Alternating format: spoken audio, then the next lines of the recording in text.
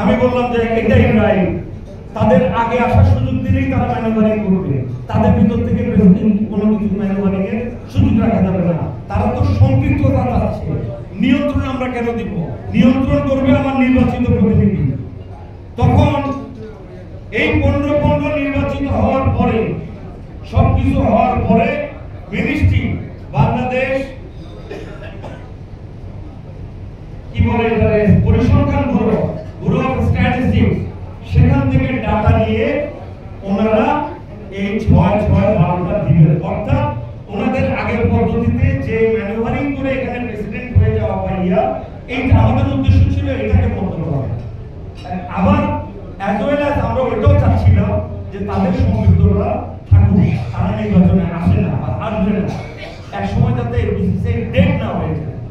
সুতরাং ওরা আসবে, আমাদের এই 15 ভোট মোটামুটি হয়ে গেল, দেন তারা মিনিস্ট্রি থেকে ওই 6-6-12 জনকে দিবে যে ভোটে তোমরা এনে নাও, আমরা তখন ভোট থেকে আমরা তাদেরকে গোল করে দিই।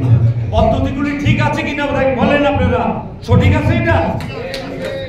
সুতরাং আমরা আসলে বৈষম্য দূর করার জন্য যে আমাদের দাবিগুলি ছিল মোটামুটি সবই এর ভিতরে এসেছে এবং আমরা এগ্রি করেছি, সেটা মন্ত্রী সাইন করেছে, সেখান থেকে ভেটিং এ গেছে, ভেটিং থেকে আবার বাউন্স করেছে কিছু কোয়ালিটির জন্য, আবার এখন ভেটিং হয়ে আসবে, আসলে এটা গেজেট হয়ে যাবে। আশা করি আগামী 1 মাসের মধ্যেই হয়তো এটা হয়ে যাবে।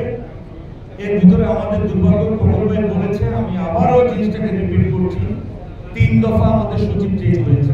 লাস্ট ফাইলটা নিয়ে আমি একটু এক্সাম্পল না দিলেই নয়, ঈদের আগে হঠাৎ করে সচিব চেঞ্জ হয়ে গেল। সচিব আগের সচিব সাহেব সাইন করবেন, ওই অবস্থা ফাইলটা ছিল, সচিব চেঞ্জ হয়ে গেছে। নতুন সচিব এসে আপনি এখন জানতে চান উনি কিসে সাইন করবেন, উনি স্টাডি সাইন করবেন।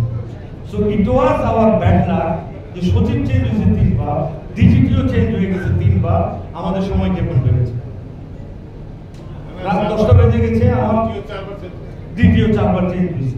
সো আমাদের কাজগুলি আসলে ওই কারণে ক্ষতিগ্রস্ত ডিলে হয়েছে। এটা আমাদেরও হাতে আমাদের কিছু করার ছিল না।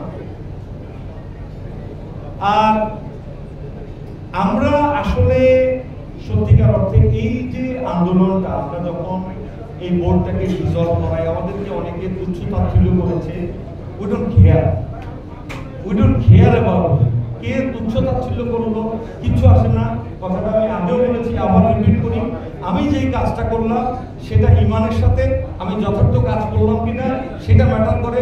সালমান এফ রহমানের কাছে জবাব দিতে আমি বাধ্য নই। আমি সালমান এফ রহমান আমি রূপ করতে বললাম, কোন সালমান এফ রহমানের কাছে আমি জবাব দিয়ে করতে বাধ্য নই। আমরা কিছু বিসিসিআই তরুণ বলবো, আমি ওপর এই সবাই যারা ছিল, আমরা যেটা শুরু করেছিলাম আমাদের বৈষম্য দূরীকরণের জন্য, সেখানে আমাদের কোনো ওহী নাযিল করা, কোন সালমান এফ রহমান প্রতীক ছিলেন না। আমরা শুরু করেছিলাম, আমরা এটা ইনশাআল্লাহ শেষ করব। আমাদের কারো ব্লেসিং দরকার নাই, নির্বাচন করব না কি আসে যায়, এই বিসিসিআই প্রেসিডেন্ট আমার হওয়া এমন কোনো দরকার না। আপনি আমাকে রাষ্ট্রের প্রেসিডেন্ট বানাবেন, সেই মোহ আমার নাই। আমি কেন আপনার কাছে চালাইতে যাব, কোনো প্রয়োজন নাই। আমরা আমাদের হইতে চলবো, আমরা সংস্কারটা করব, নিয়মতান্ত্রিক ভাবেই এখানে নির্বাচন হবে এবং শুধুমাত্র আমাদের স্বপ্ন জেনারেল বডি তার নেতা নির্বাচন করবে, প্রেসিডেন্ট সহ। সবাই ভালো থাকবেন। খাবার টাইম অনেক সময় নিয়ে নিলাম, আমাকে ক্ষমা করবেন। আসসালামু আলাইকুম।